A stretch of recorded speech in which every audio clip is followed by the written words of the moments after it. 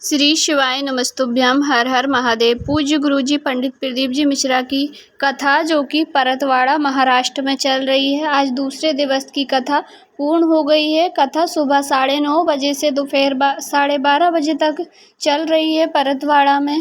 गुरुजी ने दूसरे दिन की कथा में कई रोचक जानकारियाँ दी हैं, कई पत्र पढ़े हैं और विशेष उपाय भी आज की कथा में गुरुजी ने बताए हैं। तो आपको आज की वीडियो के जितने भी उपाय हैं, अर्थात गुरुजी ने आज की कथा में जो उपाय बताए हैं, जो नियम बताए हैं, वह नियम और उपाय आपको इसी छोटे से वीडियो से प्राप्त हो जाएंगे। तो वीडियो में बने रहिएगा। पहला गुरुजी ने आज बताया, यदि आपके घर में शिवलिंग है, शिवलिंग आपके घर में 1 है, 2 है, 3 है या 10 है, 11 है, कितने भी शिवलिंग है, तो आप जैसे भगवान की मूर्ति, हम अन्य देवी देवताओं की मूर्ति 2 या 3 रख सकते हैं, पर भोलेनाथ जी की शिवलिंग आपके घर में जितनी भी हैं आप उतनी ही रख सकते हैं। ऐसा नहीं है कि आप एक शिवलिंग रखें। पर गुरुजी ने यह भी कहा है कि बढ़ाने की आवश्यकता नहीं है। यदि आपके घर में पहले से ही विराजमान हैं, कोई ले आए हैं कहीं से, या तो आप कहीं तीर्थ यात्रा से कहीं से भी शिवलिंग लेकर आए हैं, तो इस प्रकार से आपके घर में शिवलिंग इकट्ठे हो गए हैं, तो आपको घबराने की आवश्यकता नहीं है। आप जिस भाव से उनकी पूजन करेंगे, बाबा नाराज़ नहीं होते हैं, बाबा स्वीकार करते हैं पूजन को। और गुरुजी ने शिवलिंग के विषय में यह भी बताया कि यदि आप घर से बाहर जा रहे हैं, जैसे अभी छुट्टियां चल रही हैं गर्मी की, जैसे आप घर से बाहर जाओ तो आप एक बेलपत्री आप शिवलिंग पर समर्पित करके जाइए। फिर आपको जल चढ़ाने की आवश्यकता नहीं है कि आप 10 दिन के लिए भी बाहर जा रहे हैं तो भी बाबा के ऊपर एक बेलपत्री समर्पित करके चले जाइए और फिर आकर के आप पूजन पाठ कर दीजिएगा। इससे बाबा बिल्कुल भी नाराज़ नहीं होते हैं। गुरुजी कहते हैं, भोलेनाथ, सब व्यक्ति डराते हैं कि बाबा नाराज़ हो जाएंगे, शिवलिंग पर आप ऐसे समर्पित करेंगे तो भोलेनाथ नाराज़ हो जाएंगे, पर ऐसा नहीं है। पिता अपने बच्चों से कभी भी नाराज़ नहीं होते हैं। ऐसे ही भोलेनाथ जी हमारे पिता हैं और वो हमसे कभी भी रुष्ट नहीं हो सकते हैं।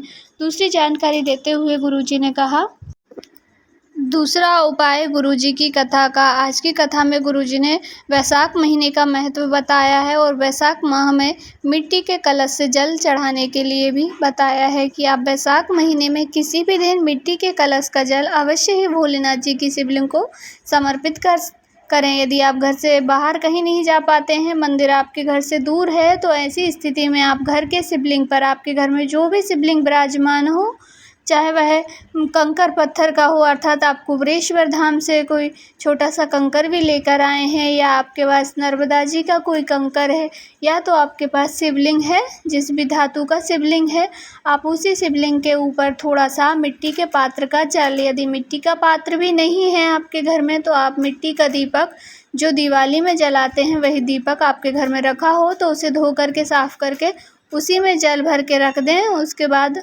उसी जल को तांबे के कलश में मिलाकर उससे भोलेनाथ का घर की शिवलिंग का ही जलाभिषेक करें। श्री शिवाय नमस्तुभ्यम मंत्रों का जाप करते हुए जल को भोलेनाथ की शिवलिंग पे धीरे धीरे से समर्पित कर दीजिए। और हो सके यदि आप जा पाएँ तो मंदिर जाकर भोलेनाथ जी की शिवलिंग पर मिट्टी के पात्र का जल अवश्य ही समर्पित करें।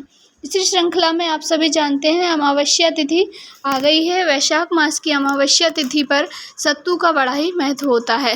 हो सके तो आप सत्तू का दान करें, नहीं तो आप भोलेनाथ की शिवलिंग पर सत्तू को किसी कटोरी में, बर्तन में समर्पित करें, नहीं तो आप एक कागज़ की पुड़िया बनाकर उसको सूखा भी समर्पित कर सकते हैं। सत्तू में गुड़ या शक्कर मिला करके भोलेनाथ को समर्पित अवश्य कीजिएगा। इस दिन सत्तू का दान विशेषकर किया जाता है। आप अपने अड़ोस पड़ोस में या गरीब व्यक्तियों को या तो ब्राह्मण को इस सत्तू का दान कर सकते हैं। और अब घर में भी, परिवार में आप सभी सदस्य सत्तू का सेवन मिल बांट के कीजिए। यह औषधि होती है। वैशाख महीने में सत्तू जो होता है वह औषधि का कार्य करता है।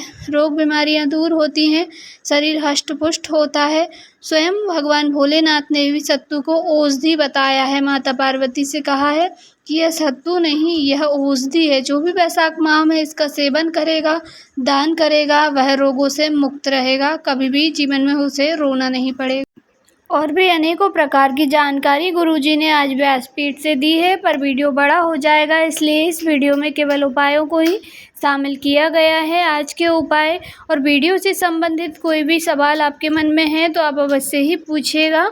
यदि वीडियो की जानकारी थोड़ी सी भी उपयोगी लगी हो तो वीडियो को लाइक ज़रूर करें, कमेंट में भगवान भोलेनाथ का जयकारा अवश्य ही लगाएं, मंत्रों का दान ज़रूर करें। वैशाख का पावन महीना चल रहा है, इस महीने में हम जो भी दान करते हैं उसका फल हमें अनंत गुना होकर के मिलता है। तो आप श्री शिवाय नमस्तुभ्यम का कमेंट के ज़रिए दान अवश्य ही कीजिएगा।